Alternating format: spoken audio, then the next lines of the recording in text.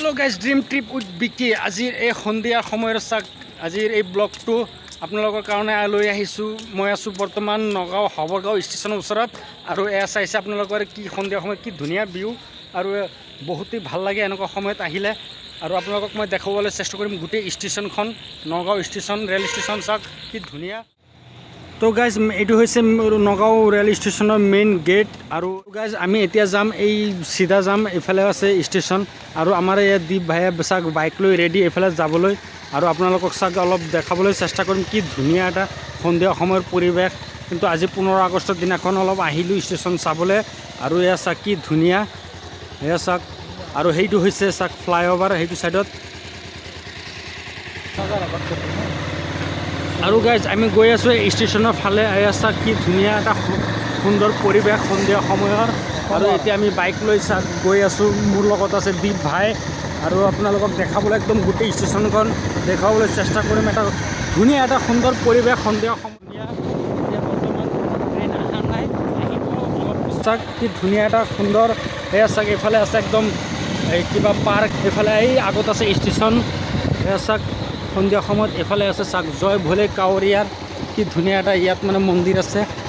আৰু আপোনালোকক দেখাবলৈ চেষ্টা কৰি আছোঁ চাওক কি ধুনীয়া সুন্দৰ পৰিৱেশ সন্ধিয়া সময়ত। বহুতেই ভাল লাগে এনেকুৱা জেগাত আহিলে আৰু মনটো একদম মানে কিবা শান্তিময় লাগি যায়। এয়া চাওক সকলোৱে আছে আৰু এইফালে চাওক কি ধুনীয়া এটা সুন্দৰ, এইফালে পাৰ্ক টাইপ আছে, ইয়াত মানুহে এনজয় কৰে ফূৰ্তি কৰে। এয়া চাওক সকলোৱে ৰৈ আছে সন্ধিয়া সময়ত।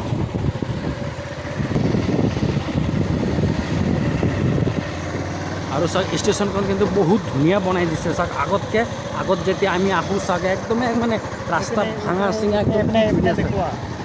চাওক। এতিয়া কিন্তু একদম এই স্মাৰ্ট চিটি যে কয়, স্মাৰ্ট চিটিৰ দিশৰ ফালে মানে আগবাঢ়ি আছে চাওক কি ধুনীয়াকৈ একদম ষ্টেচনখন বনাই দিছে। আগত কিন্তু তেনেকুৱা নাছিলে, আমি বহুত বছৰ আগত ধৰক ইয়াত মানে আশা আছিল। তো গাইজ আমি বাইকখন পাৰ্কিঙত ৰাখি লওঁ। আৰু এয়া চাওক এইফালে পাৰ্কিং আছে এই গাড়ী বাইক ৰখোৱাৰ, কাৰণ ষ্টেচনততো পাৰ্কিঙত নাৰাখিলে অৱশ্যে মানে গাড়ী বাইক এইবিলাক ৰিক্স হৈ যায়। কি ধুনীয়া চাওক এটা সুন্দৰ পৰিৱেশ ষ্টেচনত সন্ধিয়াৰ পৰিৱেশটো। আৰু আমাৰ দীপ ভাইৰ চাওক বাইকটো পাৰ্কিঙত ৰাখি লওঁ পাৰ্কিঙত ইয়াত ৰাখ। অঁ পাৰ্কিং ইয়াতে আছে কিন্তু হ'ব। আৰু যিয়ে হওক সন্ধিয়া সময়ৰ পৰিৱেশটো এইবিলাক ধৰক পাৰ্কিঙত নাৰাখিলে ৰিক্স হৈ যায়। আৰু চাওক এইফালে হৈছে ষ্টেচন, আৰু ষ্টেচনৰ পৰিৱেশবিলাক মানে একদম গোটেই নক্সাবিলাক বদলাই দিছে, মানে একদম কি ধুনীয়া কৰি দিছে। আগত কিন্তু আমি আহোঁ ষ্টেচনৰ ওচৰত চাওক এইবিলাক একো নাছিল, এতিয়া এইবিলাক চব নতুনকৈ বনাইছে। আৰু সেইফালে চাওক একদম এইফালে চাওক 9:12 বাজিল, এতিয়া আমি ৰাতি 9টা বাজিছে, আমি ইয়াতে আছোঁ ষ্টেচনত। এইফালে আমি যাম এতিয়া, এইটো হৈছে হবৰগাঁও ষ্টেচন। চাওক ট্ৰেইন আহি গ'ল এতিয়া 9টা বজাত, 9:14 হৈ গ'ল, ট্ৰেইন আহি গ'ল। মই এতিয়া বৰ্তমান ষ্টেচনৰ ভিতৰত গৈ আছোঁ আৰু আপোনালোকক দেখাবলৈ চেষ্টা কৰিম গোটেই নগাঁও ষ্টেচনখন কেনেকুৱা। ব'লক আমি।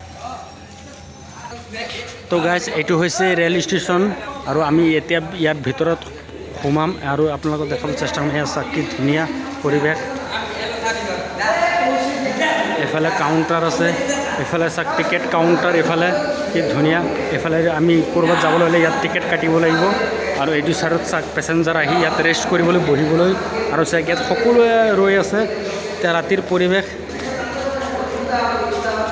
আৰু এইটো হৈছে নগাঁও ৰেল ষ্টেচন। আমাৰ দীপ ভাইয়ে চাওক ঘূৰি ঘূৰি চাই আছে।